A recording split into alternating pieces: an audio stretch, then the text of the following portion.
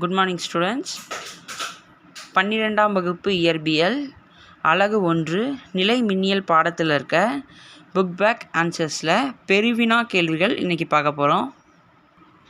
பெருவினா கேள்விகளில் முதல் கேள்வி, மின்துகளின் அடிப்படை பண்புகளை குறித்து விவாதிக்க. பக்கம் எண் 3 மற்றும் 4 இருக்குது.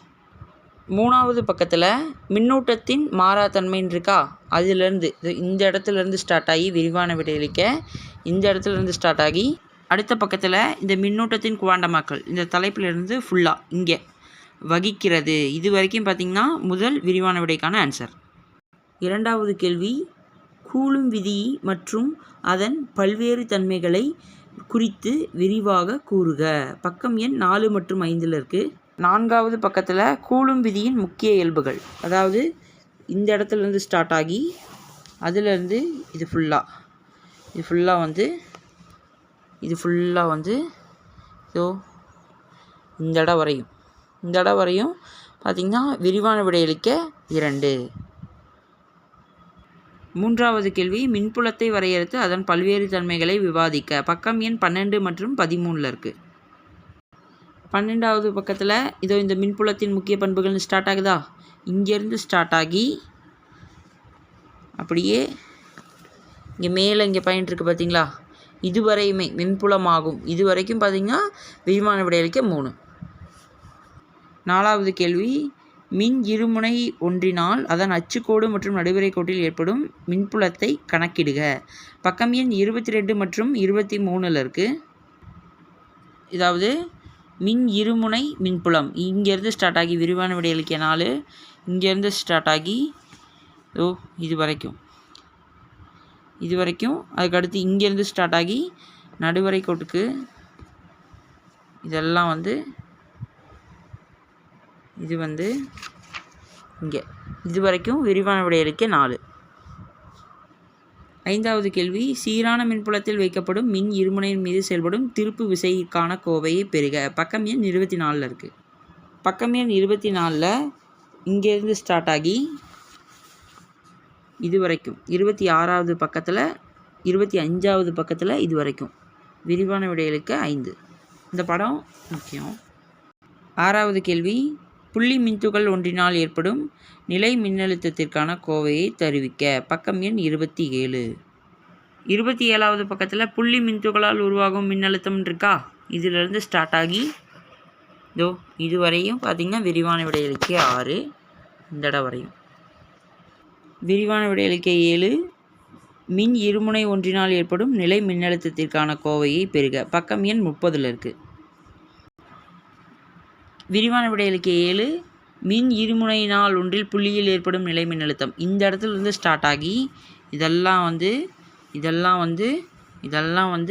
இதோ இந்த இடத்துல இது வரைக்கும் விரிவான விடையளிக்க 7 தான். விரிவான விடையளிக்க 8, வரப்பிற்குட்பட்ட தொலைவுகளில் பிரித்து வைக்கப்பட்டுள்ள 3 புள்ளிகளில் மின்துகள்களின் தொகுப்பினால் ஏற்படும் நிலை மின்னழுத்த ஆற்றலுக்கான கோவையை பெறுக. பக்கம் எண் 34, 35. 33வது பக்கத்தில் விரிவான விடையளிக்க 8 இந்த இடத்துலேருந்து ஸ்டார்ட் ஆகி விரிவான விடையளிக்க 8. அடுத்த பக்கத்தில் இது ஃபுல்லாக, அடுத்து இது ஃபுல்லாக இது வரையும். 9வது கொஷின், சீரான மின்புலத்தினால் வைக்கப்படும் மின் இருமுனையின் நிலை மின்னழுத்த ஆற்றலுக்கான சமன்பாட்டை வருவிக்க. பக்கம் எண் 35, 36. 35வது பக்கத்தில் இந்த இடத்துலேருந்து ஸ்டார்ட் ஆகி இது ஃபுல்லாக அடுத்த பக்கத்தில் இது வரைக்கும் விரிவான விடையளிக்க 9. 10வது கேள்வி, கூலும் விதியிலிருந்து காஸ் விதியை பெறுக. பக்கம் எண் 39. பக்கம் எண் 39 காஸ் விதி அப்படின்னு இருக்கா, இதிலிருந்து ஸ்டார்ட் ஆகி அடுத்த பக்கத்தில் இதெல்லாம் அப்புறம் இதுவரையும் பார்த்திங்கன்னா 10வது விரிவான விடையளிக்கான ஆன்சர். 11வது கேள்வி, மின்னூட்டம் பெற்ற முடிவிலா நீளமுள்ள கம்பியினால் ஏற்படும் மின்புலத்திற்கான சமன்பாட்டை பெறுக. பக்கம் எண் 41. பக்கம் எண் 41 விரிவான விடையளிக்க 11 இதிலிருந்து ஸ்டார்ட் ஆகி அடுத்த பக்கம் ஃபுல்லாக, அடுத்து இந்த சைடு ஃபுல்லாக, அதுக்கடுத்து இந்த சைடில் பார்த்திங்கன்னா இதுவரையும் விரிவான விடையளிக்க 11. 12வது கேள்வி மின்னூட்டம் பெற்ற முடிவிலா சமதள பரப்பினால் ஏற்படும் மின்புலத்திற்கான சமன்பாட்டை வருவிக்க. பக்கம் எண் 43.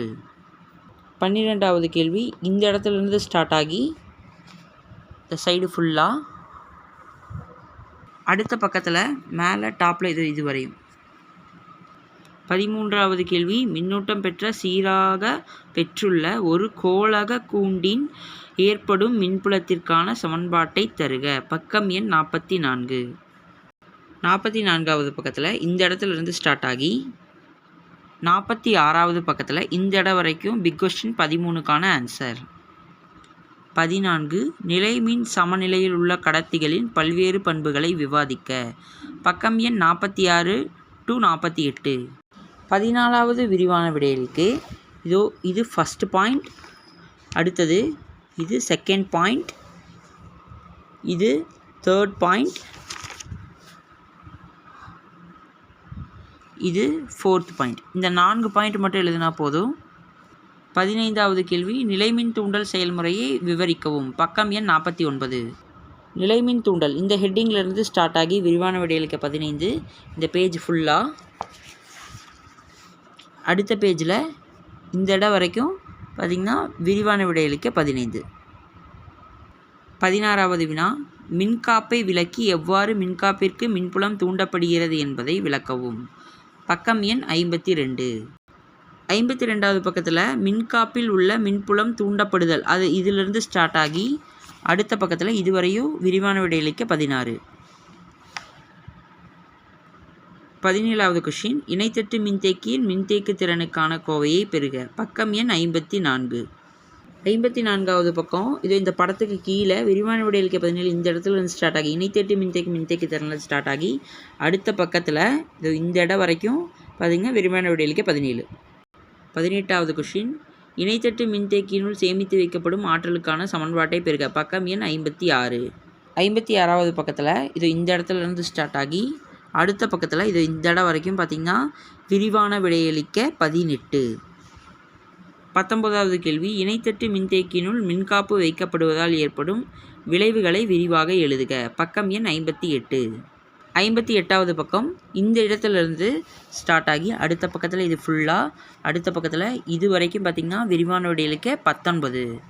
20வது கேள்வி தொடர் இணைப்பு மற்றும் பக்க இணைப்பில் மின்தேக்கிகள் இணைக்கப்படும் போது விளையும் தொகுப்பயன் மின்தேக்கு திறன் சமன்பாட்டை பெறுக. பக்கம் எண் 60, 61.